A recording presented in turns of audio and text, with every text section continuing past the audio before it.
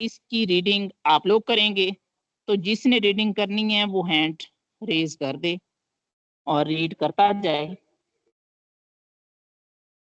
جی عائشہ، loud پڑھیے گا، رک رک کر پڑھیے گا۔ درست جواب کی نشاندہی کریں۔ مثنوی سیف الملوک و بدیع الجمال کا قصہ کس سے ماخوذ ہے؟ اے شاہ نامہ، بی قصہ حسن الدل، سی الف لیلا، ڈی مثنوی مولانا روم۔ تو اس میں آپشن آئے گا جی درست جواب مثنوی۔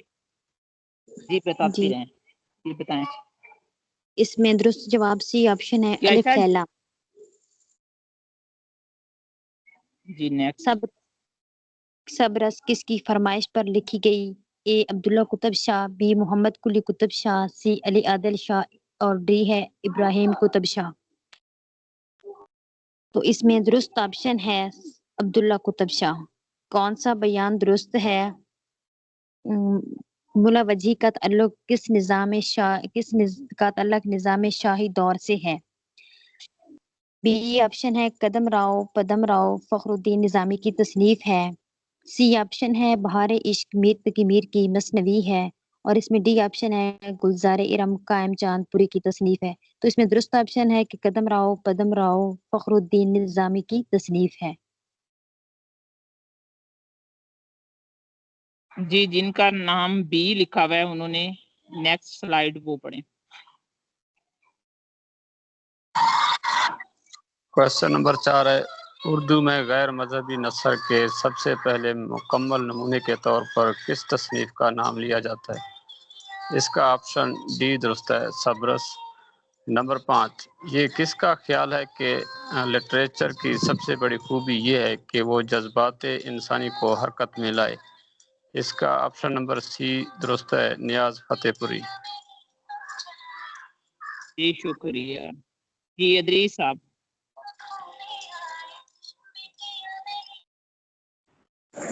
بسم اللہ الرحمن الرحیم۔ روشن ہے اس طرح دل سوزاں میں داغ ایک، اجڑے نگر میں جیسے جلے ہے چراغ ایک۔ یہ شعر کس کا ہے؟ میر تقی میر۔ جدیدیت کی فکری بنیادوں میں کس فلسفے کا خاص کردار ہے؟ وجودیت کا خاص کردار ہے جدیدیت کی فکری بنیادوں میں۔ جی اگلا بھی آپ بھی پڑھیں۔ جی اگلا سوال جو ہے وہ سبرس کا اہم کردار ہے تو وہ نظر ہے، اس سے اگلا جی پڑھیے گا۔ یہ جنہوں نے ہینڈ ریز کی ہے بی۔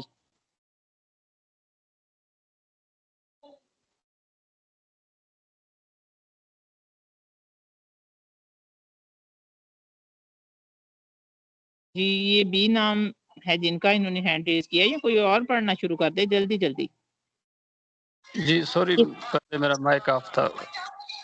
نمبر 9، کس شاعر نے مختلف علوم و فنون کی اصطلاحات کو بڑی خوبی کے ساتھ اپنے قصائد میں برتا ہے؟ اس کا آپشن نمبر اے ہے ذوق۔ نمبر 10، کس شاعر کو تاریخ گوئی پر بھی ملکہ حاصل تھا؟ اس کا آپشن نمبر سی مومن۔ نمبر 11، کلام اقبال میں لالا کا ذکر پہلی بار کہاں ملتا ہے؟ اس کا آپشن ڈی ہے بانگے درا کی غزل میں۔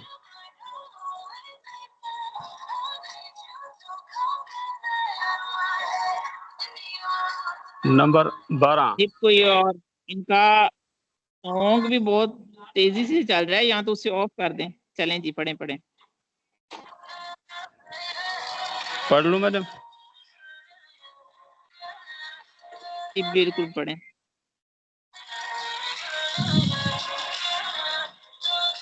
نذیر کا دماغ چھوٹا اور تجربہ محدود ہے، کس کا قول ہے؟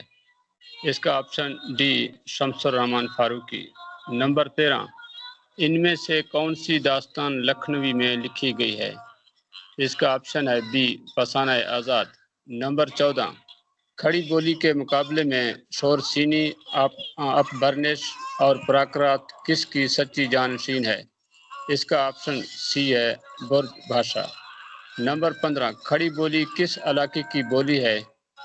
اس کا آپشن ڈی یہ شمالی ہندوستان میں دہلی کے جنوبی علاقوں کی بولی ہے۔ یہ اب کوئی اور پڑھے، یہ برج بھاشا ہے، ان کی طرف شور بہت زیادہ ہے، تو کوئی اور پڑھے۔ برج ان اردو میں کن معنوں میں مستعمل ہے؟ اس کا آپشن بھی ٹھیک ہوگا، بے سوچے سمجھے ہاں میں ہاں ملانے والا۔ نمبر 2 ہے گرگ آشتی کی ترکیب اردو میں مستعمل ہے جس کا مفہوم ہے بظاہر دوستی بباطن دشمنی۔ نمبر 3 زاہد سالوس ایسے زائد کو کہا جاتا ہے جو، یہ آپشن ٹھیک ہے، جو اپنی ظاہری وجہ سے دوسروں کو دھوکہ دے۔ نمبر 4 9 13 22 بتانا محاورہ ہے اور اس کا معنی کیا ہے؟ تو اس کا آپشن ڈی ٹھیک ہوگا، ٹال دینا۔ نالش کرنا محاورہ ہے، اس کے معنی کیا ہے؟ تو اس کا آپشن ڈی ٹھیک ہے، دعویٰ دائر کرنا۔ نمبر 6 غدر بود کرنا محاورہ ہے، اس کا مفہوم کیا ہے؟ غلط ملت کر دینا۔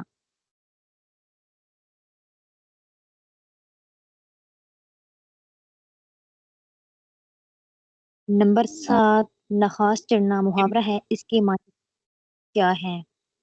اس کا آپشن اے ٹھیک ہوگا، رسوائی عام ہونا۔ پانی میں آگ لگانا محاورہ ہے، اس کے معنی کیا ہے؟ اس کا آپشن سی ٹھیک ہوگا، متحمل مزاج کو بھڑکانا۔ نمبر کچا چھٹا کہنا محاورہ ہے، اس کا مفہوم کیا ہے؟ اس کا بھی آپشن ٹھیک ہوگا، صحیح حال بیان کرنا۔ فاختہ اڑانا محاورہ ہے، اس کا مفہوم کیا ہے؟ نمبر سی ٹھیک ہوگا، مزے اڑانا۔ دامن تر ہونا محاورہ ہے، اس کا مطلب ہے گناہ گار ہونا۔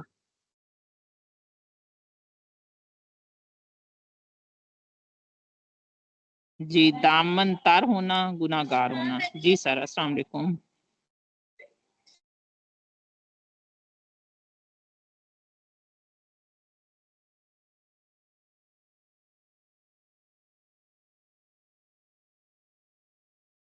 جی سر، السلام علیکم۔ آپ لوگ پڑھتے ہوئے جھجکا نہ کریں، آپ لوگ پڑھیں گے تو آپ کی غلطیاں جو ہیں وہ دور ہوں گی۔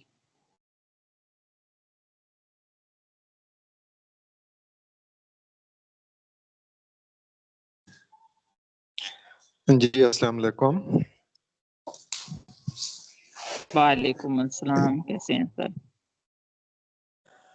جی میں ٹھیک ٹھاک ہوں الحمدللہ، آپ سب لوگ خیریت سے ہیں؟ شکر الحمدللہ۔ Hello sir.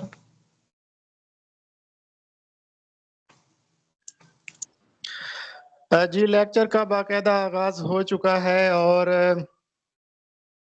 آج تو مزہ دوبالا ہو گیا جب ایک ممبر ہمارے ریڈنگ کر رہے تھے اور پیچھے جو ہے وہ انگلش سانگز چل رہے تھے۔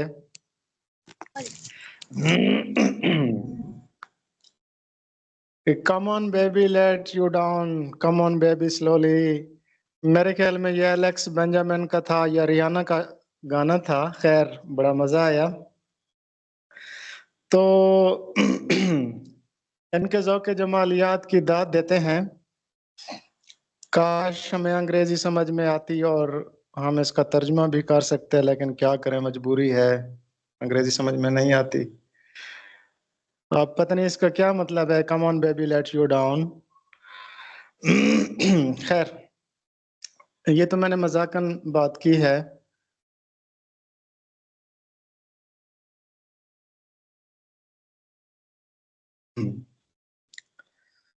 جی کلید اردو مستند جوابات ما وضاحت کے سلسلے میں آج ہمارا دوسرا سوال ہے کہ شہر سخن آراستہ ہے کس کی شعری کلیات ہے؟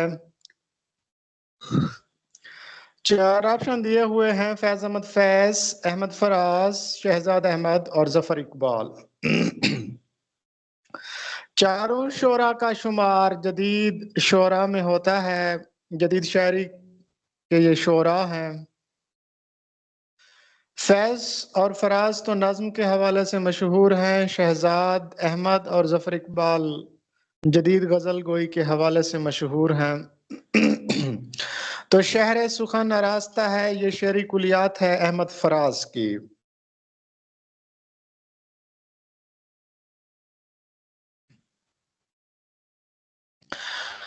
اس کلیات کا دیباچہ حرف محبت کے نام سے احمد فراز نے لکھا ہے، اس کا انتساب ہے تمام محبت کرنے والوں کے نام۔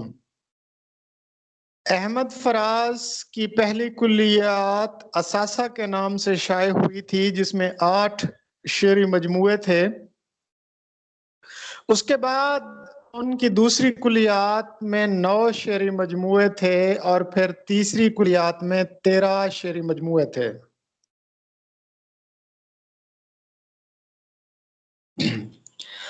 اب شہر سخن راستہ ہے، یہ ان کی چوتھی کلیات ہے یا کلیات کا چوتھا ایڈیشن ہے۔ اس میں کل 14 شعری مجموعے ہیں۔ جانا جانا خواب گل پریشاں ہے، غزل بہانہ کروں، درد آشوب تنہا تنہا نہ یافت، نہ بینا شہر میں آئیں، نہ بے آواز گلی کوچوں میں، کیسے انداز موسم شب خون بودلک، یہ سب میری آوازیں ہیں، میرے خواب ریزہ ریزہ، اے عشق جنوں پیشا۔ یہ کلیات کا نام انہی کے ایک شعر سے مستعار لیا گیا ہے، ذکر جانا سے، جو شہر سخن راستہ ہے، جس طرف جائیے ایک انجمن آراستہ ہے۔ تو یہ تو تھی تفصیل، مستند اور وضاحت کے ساتھ ہم نے یہ سلسلہ شروع کیا ہوا ہے کلید اردو کا، اور اسی طرح اردو جنرل بھٹی سنس کا۔ اب ادبی سیٹ کو ہم تفصیل سے پڑھ رہے تھے۔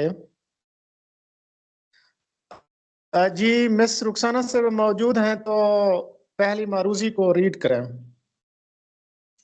جی سر۔ معروضی ہے تحت اللفظ کے لغوی معنی۔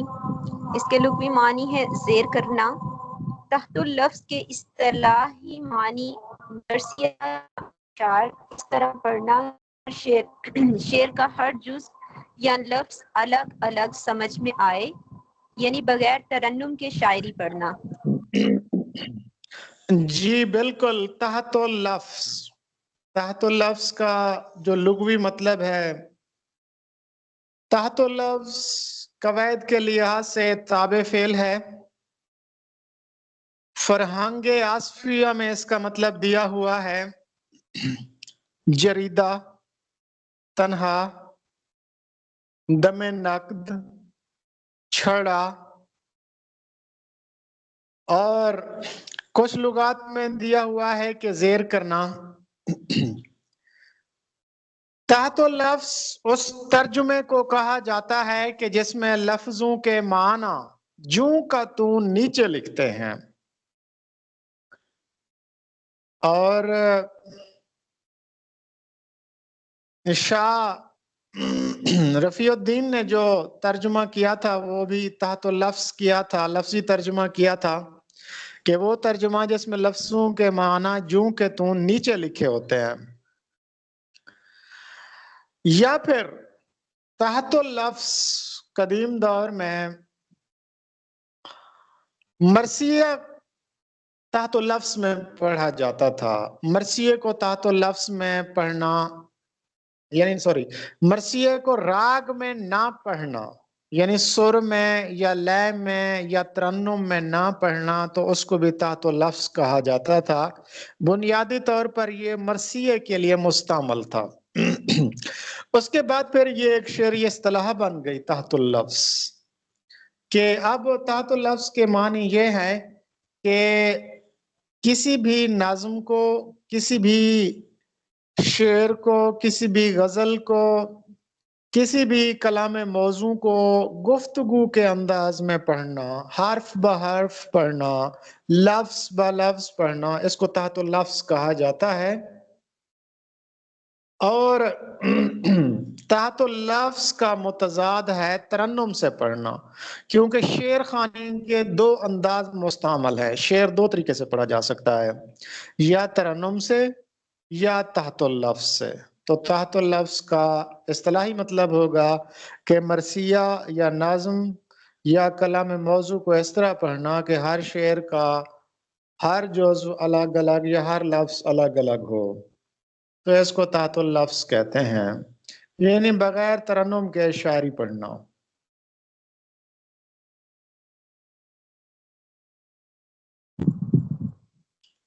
جی نیکسٹ مروزی. اپنے دکھ مجھے دے دو، راجندر سنگھ بیدی نے لکھا.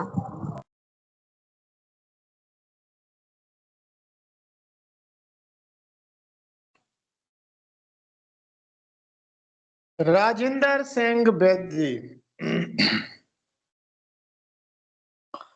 یہ مشہور ڈرامہ نگار اور افسانہ نگار تھے. 1915 میں سیالکوٹ میں پیدا ہوئے تھے. ابتدائی زندگی لاہور میں گزاری. اس کے بعد پھر ہندوستان مائیگریٹ کر گئے تھے اور 1984 میں بمبئی میں ان کا انتقال ہوا تھا. 1915 میں پیدا ہوئے تھے. 1914 میں شبلی نعمانی اور مولانا الطاف حسین حالی کا انتقال ہوا تھا. تو ان کے انتقال ہونے کے ایک سال بعد یہ 1915 میں پیدا ہوئے تھے اور پیدا بھی سیالکوٹ میں ہوئے تھے اور وفات پھر 1984 میں ہوئی تھی اور بمبئی میں ہوئی تھی. زبردست افسانہ نگار ہیں. میں ذاتی طور پر اگر کسی افسانہ نگار کو پسند کرتا ہوں تو راجندر سنگھ بیدی ہیں.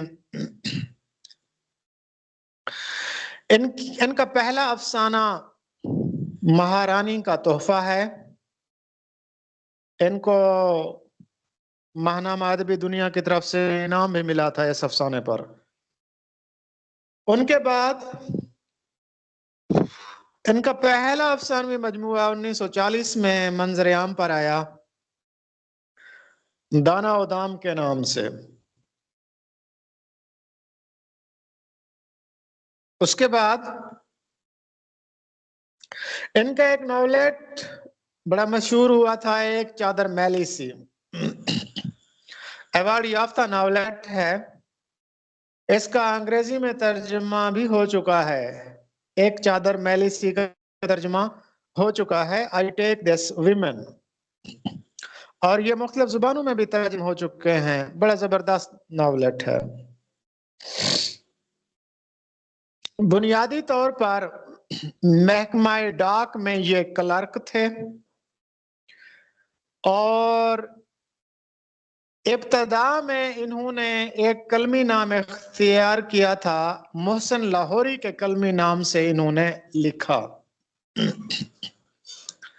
انہوں نے کل 62 افسانے لکھے ہیں اور 7 مضامین لکھے ہیں اور خاکے لکھے ہیں. 70 فلموں کے لیے مکالمے لکھے ہیں. مرزا غالب پر جو فلم بنی تھی اس کے مکالمے بھی راجندر سنگھ بیدی نے لکھے ہیں. بیدی اس لیے کہا جاتا ہے کیونکہ یہ سکھ تھے اور ویدک ایک مذہبی کتاب ہے اس کو مانتے تھے، اس لیے اس کی وجہ سے پھر اس کو بیدی کہا جاتا ہے. یہ انہوں نے نچلے طبقے کی عورت یا ہندوستان کے نچلے طبقے کی جو عورت تھی، متوسط طبقے کی جو عورت تھی، اس کو اپنے افسانوں کا موضوع بنایا. اور یہ وہ افسانہ نگار ہیں کہ جنہوں نے اپنے افسانوں میں پنجابی الفاظ کا بہت زیادہ استعمال کیا. ان کا ایک ڈرامہ بھی اکثر پوچھا جاتا ہے کمیشن کے پیپر میں کہ 7 کھیل کس کا ڈرامہ ہے. 7 کھیل 1946 کو یہ ڈرامے شائع ہوئے تھے اور یہ راجندر سنگھ بیدی کے ہیں. دانا و دام، گرہن، کوکھ جلی یہ ان کا بڑا زبردست افسانہ تھا. میں نے 9th کلاس میں پڑھا تھا. اپنے دکھ مجھے دے دو، یہ میں نے تقریباً کچھ 6-7 سال پہلے پڑھا تھا. ہاتھ ہمارے قلم ہوئے، یہ ان کے بڑے مشہور افسانوی مجموعے ہیں. اچھا، ان کے بارے میں منٹو نے کہا تھا، ایک مرتبہ ان کو منٹو نے کہا تھا، منٹو نے کیا کہا تھا؟ چلیں پہلے میں یہ بتا دیتا ہوں. منٹو نے انہیں کہا تھا کہ بیدی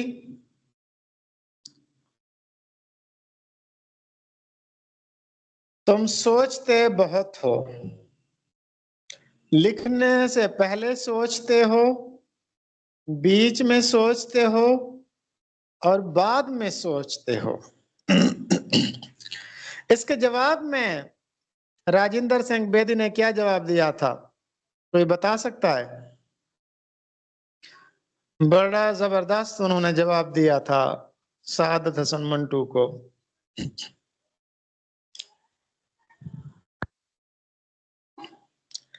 انہوں نے کہا تھا کہ منٹو سکھ اور کچھ ہوں یا نہ ہوں، کاریگر اچھے ہوتے ہیں اور جو کچھ بناتے ہیں ٹھوک بجا کر بناتے ہیں. اس کے بعد آج ہمارا یہ تھا کہ افسانوی مجموعہ اپنے دکھ مجھے دے دو یہ کس کا ہے؟ تو اپنے دکھ مجھے دے دو یہ ایک افسانوی مجموعہ ہے اور اس میں 9 افسانے ہیں اور لاجونتی افسانہ بھی اسی میں ہے.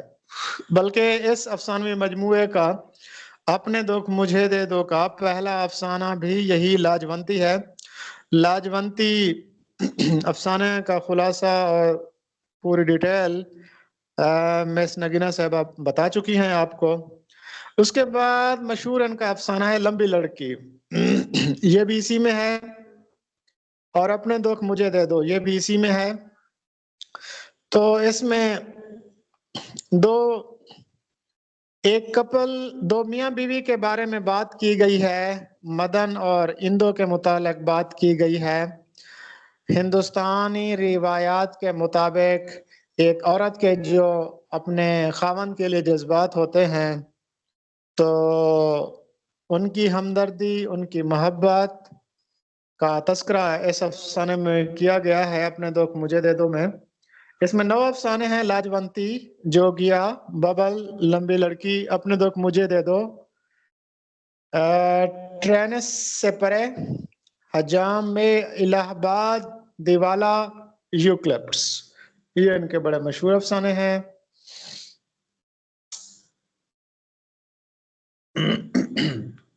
جی میڈم صاحبہ نیکسٹ. اقبال کی جائے پیدائش کو اقبال منزل اور اقبال کی جائے رہائش کو جاوید منزل کہا جاتا ہے.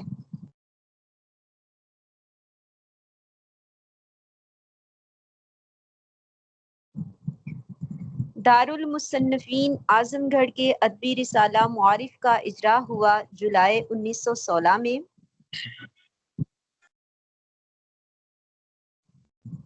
مسدس حالی کا موضوع مد جی نظر بالکل، اسلام.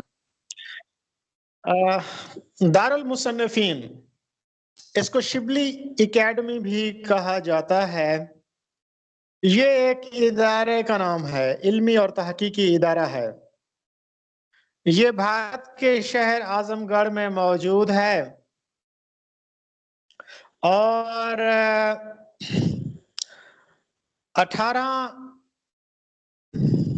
1910 میں ہی دارالمصنفین جیسے عظیم علمی ادارے کے خواب دیکھنا شبلی نعمانی نے شروع کر دیے تھے. انہوں نے خواب دیکھا تھا لیکن ان کے خواب کو پائے تکمیل تک پہنچایا ان کے شاگردوں نے، سید سلمان ندوی نے. چونکہ شبلی نعمانی تو 18 نومبر 1914 کو انتقال کر گئے تھے، لیکن اس کے بعد پھر انہوں نے ایک اور ادارہ بنایا تھا ان کے شاگردوں نے جس کا نام انہوں نے دارالمصنفین رکھا تھا. اور مولانا حمید الدین، سید سلیمان ندوی، حاجی معین الدین، مولانا عبدالسلام ندوی، انہوں نے دارالمصنفین اعظم گڑھ کی بنیاد رکھی تھی. اور پھر شبلی کے ذہن میں ایک رسالہ تھا معارف، تو انہوں نے کہا اپنے شاگرد سے سلیمان ندوی سے اس بات کا اظہار کیا تھا کہ میں ایک علمی رسالہ نکالنا چاہتا ہوں جس کا نام معارف رکھنا چاہتا ہوں. تو ان کی ناگہانی وفات کی وجہ سے ان کا یہ خواب پورا نہیں ہو سکا. پھر سید سلیمان ندوی نے ان کا یہ خواب پورا کیا اور جون 1916 میں ایک پریس کیمپ کیا اور جولائی 1916 میں اس کا پہلا رسالہ معارف شائع ہوا اور یہ آج تک جاری ہے. معارف اور معارف اس کا کوئی فرق مجھے بتا سکتا ہے؟ میم پر زبر کے ساتھ اور میم پر پیش کے ساتھ.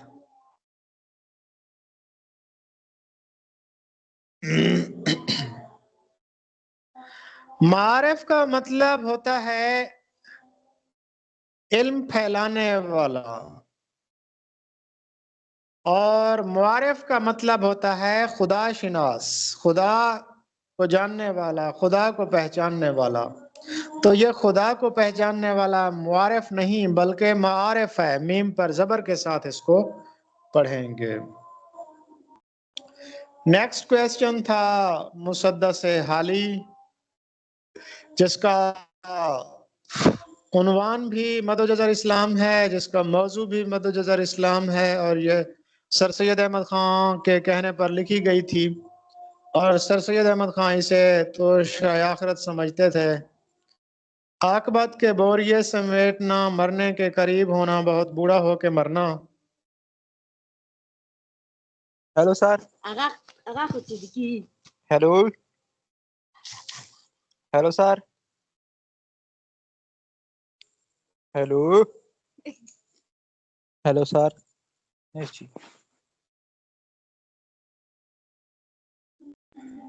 جی میڈم صاحبہ نیکسٹ سلائیڈ آن کیجئے گا. جی سر، نیکسٹ سوال ہے تاؤ سے چمن کی مینا. یہ افسانہ لکھا نیر مسعود نے. المیہ کا آغاز ہوا یونان سے. جی نیر مسعود، ایک سیکنڈ. نیر مسعود لکھنؤ میں پیدا ہوئے اور لکھنؤ میں ان کا انتقال ہوا تھا. 1936 میں پیدا ہوئے تھے اور 2017 میں ان کا انتقال ہوا تھا. اور یہ لکھنؤ یونیورسٹی میں فارسی کے استاد تھے. اور یہ جو مشہور ادیب ہیں سید مسعود حسن رضوی ادیب، ان کے گھر یہ پیدا ہوئے تھے. اور عطر کافور، طاؤس چمن کی مینا، سیمیا، یہ ان کے مشہور افسانوی مجموعے ہیں. اور طاؤس چمن کی مینا یہ ان کا افسانوی مجموعہ ہے جو 1988 میں شائع ہوا تھا اور اس میں 10 افسانے ہیں. طاؤس چمن کی مینا یہ 2017 میں نے افسانہ پڑھا تھا. بہت ہی شاندار افسانہ ہے، پڑھ کر مزہ آیا تھا. اس میں لکھنؤ کی تہذیب کے متعلق بیان کیا گیا ہے. کہانی اس کی یوں ہے، اس کہانی کا راوی کالے خاں ہے. اس کہانی کا مرکزی کردار بھی کالے خاں ہے. اور اس میں میجک ریئلزم ٹیکنیک کے تحت یہ افسانہ لکھا گیا ہے. اور اس کا جو سیگا ہے واحد حاضر ہے. کہانی کچھ اس طرح کی ہے کہ کالے خان لکھنؤ کا باشندہ ہے. اس کی بیوی کا انتقال ہو جاتا ہے اور بیوی کے انتقال کے وقت ایک چھوٹی سی بچی وہ چھوڑ جاتی ہے اور جس کا نام ہوتا ہے فلک آرا. بیوی کی ناگہانی موت کی وجہ سے کالے خان ذہنی طور پر پریشان ہو جاتا ہے. اسی پریشانی میں ایک دن اسے شاہی جانوروں کا داروغہ نبی بخش دیکھتا ہے. وہ اسے کیسر باغ میں لے آتا ہے. کیسر باغ میں ایک باغ ہوتا ہے جس کا نام ہوتا ہے طاؤس چمن، وہاں پر مختلف پرندے رکھے ہوئے ہوتے ہیں، تو کالے خان وہاں ملازمت اختیار کر لیتا ہے۔ تو جب وہ ملازمت اختیار کر لیتا ہے، اس کی بیٹی اس سے پوچھتی ہے کہ ابا جان آپ کہاں کام کرتے ہیں، تو وہ اسے بتاتا ہے کہ میں طاؤس چمن میں کام کرتا ہوں، جہاں پر مختلف پرندے ہوتے ہیں، طوطے ہوتے ہیں، مینا ہوتی ہیں، یہ ساری چیزیں۔ تو فلاکارا ضد کرتی ہے کہ اسے ایک پہاڑی مینا لا دی جائے، لیکن کالے خان کے معاشی حالات اتنے اچھے نہیں ہوتے کہ وہ بچی کی خواہش پوری کر سکے۔ اسی دوران وزیر اعظم سلطان عالم 40 طوطے یا 40 مینائیں ایک پہاڑی علاقے سے منگواتا ہے اور ان کو ایک پنجرے میں بند کر دیتا ہے۔ اس پنجرے کا نام ہوتا ہے ایجادی قفس، اور پھر اس میں 40 مینائیں رکھی جاتی ہیں۔ ایک دن اپنی بچی کی معصومانہ خواہش پوری کرنے کے لیے وہ ایک مینا کو چرا لیتا ہے اور پھر اپنے گھر لے آتا ہے۔ گھر آ کر اسے ایک دو دن جب اس کا ضمیر ملامت کرتا ہے تو پھر وہ طاؤس چمن، وہ جو مینا ہے فلاکارا کو دی تھی، وہ دوبارہ اس قفس میں پہنچا دیتا ہے۔ تو پرندوں کو پالنے والا جو داؤد ہوتا ہے ان کو وہ باتیں سکھاتا ہے، لیکن وہ جو فلاکارا کے پاس مینا ہوتی ہے وہ کچھ اور بولتی ہے۔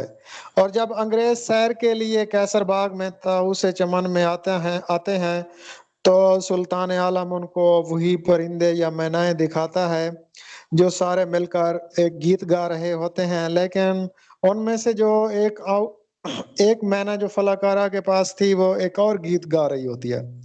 تو انگریز اسے پسند کرتے ہیں، لیکن وزیر اعظم کالے خان کو جب سلطان عالم کو پتہ چلتا ہے کہ یہ مینا یہاں سے نکالی گئی تھی تو پھر وہ کالے خان کو وہاں سے نکلوا دیتا ہے۔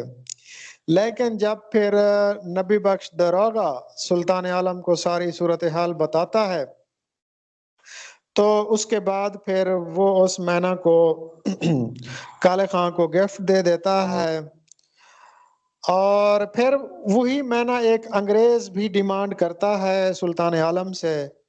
تو اب سلطان عالم پس و پیش کرتا ہے کہ میں کس طرح کالے خان سے دوبارہ وہی مینا مانگوں۔ تو اس کے بعد پھر نبی بخش کے ایک منصوبے کے مطابق کالے خان مینا اور فلاکارا کہیں چلے جاتے ہیں، اور اسی دوران کالے خان کو جیل ہو جاتی ہے۔ کالے خان کیونکہ وزیر اعظم دوبارہ اس سے وہی مینا مانگتا ہے، لیکن کالے خان وہ دوبارہ مینا نہیں دینا چاہتا، تو وزیر اعظم کالے خان کو جیل میں ڈلوا دیتا ہے۔ اور پھر جب کالے خان جیل سے باہر آتا ہے تو لکھنؤ کا نقشہ ہی بدل چکا ہوتا ہے۔ جو لکھنؤ کا وزیر اعظم تھا، نواب تھا، سلطان عالم تھا، وہ قید ہو چکا ہوتا ہے، اور اس کے بعد پھر وہ اپنی بیٹی کی گود میں سر رکھ کے اسے مینا کے قصے سنتا ہے۔ یہیں پر افسانے کا اختتام ہو جاتا ہے۔ تو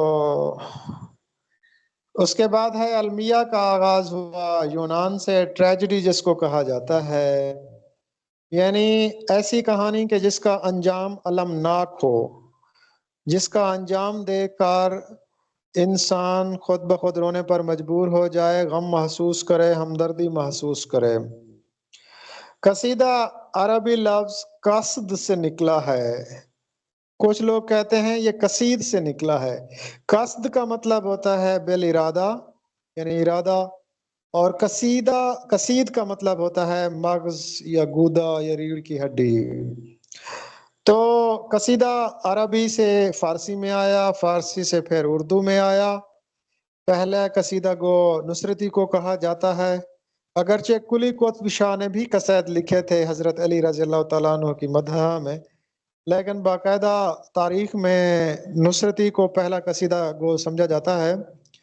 قصیدے کا ایک حصہ تھا تشبیب، قصیدے کا یہ پہلا حصہ ہوتا ہے۔ تو ردکی نے تشبیب کو الگ کر کے غزل بنا دیا تھا، اس لیے قصیدے اور غزل کی ہیئت، اس کا جو سٹرکچر ہے وہ تقریباً سیم ہوتا ہے۔ قصیدہ کے اجزاء 4 بھی ہوتے ہیں، 5 بھی ہوتے ہیں، لیکن بہت سے لوگ کہتے ہیں، نقاد کہتے ہیں کہ قصیدے کے 5 اجزاء ہیں۔ تشبیب یہ قصیدے کی ابتدا ہوتی ہے، جس میں قصیدے کے لیے تمہید باندھی جاتی ہے، موسم بہار کا ذکر ہوتا ہے، شباب کا ذکر ہوتا ہے، حسن و عشق کا ذکر ہوتا ہے، اچھے موسم کا ذکر ہوتا ہے۔ اس کے بعد ہوتا ہے گریز۔ گریز 1 یا 2 شعر ہوتے ہیں، قصیدے کا جو مختصر ترین حصہ ہوتا ہے اس کو گریز کہتے ہیں۔ اس کے بعد پھر مدح ہوتی ہے، یہ قصیدے کا طویل ترین حصہ ہوتا ہے، اس میں ممدوح کی صفات بیان کی جاتی ہیں، اور پھر آخر میں ان سے اس قصیدے کے بدلے میں کچھ طلب کیا جاتا ہے، کچھ تو جاڑے میں چاہیے بالآخر۔ اچھا، اس کے بعد پھر آخر میں دعا دی جاتی ہے، تم جیو ہزاروں سال۔ تو آج کا ہمارا لیکچر یہیں پر اختتام پذیر ہوا، تو کل انشاءاللہ ایک اور لیکچر کے ساتھ حاضر ہوں گے، تب تک کے لیے اللہ حافظ۔ جی میڈم سبق کلوز کر دیجیے گا۔ اللہ حافظ۔ اللہ حافظ سر، تھوڑا سا سگنل کا ایشو تھا، اس لیے سلائڈ اس ٹائم لیتا کب آپ نے۔ اللہ حافظ۔ میم السلام علیکم۔